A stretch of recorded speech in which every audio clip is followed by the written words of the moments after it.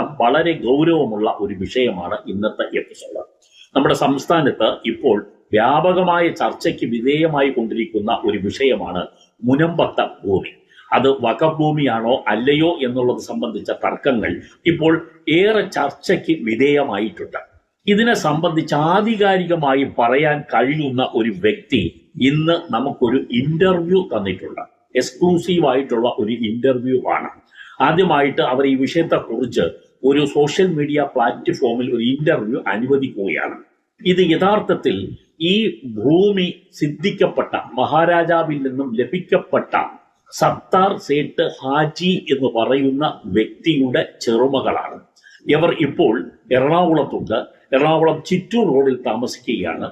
ഇവർ ഇതുമായി ബന്ധപ്പെട്ട യഥാർത്ഥ വസ്തുതകൾ എന്താണ് എന്ന് നമ്മളോട് പറയുകയാണ്. അക്കമിട്ട് വസ്തുതകളുടെ അടിസ്ഥാനത്തിലാണ്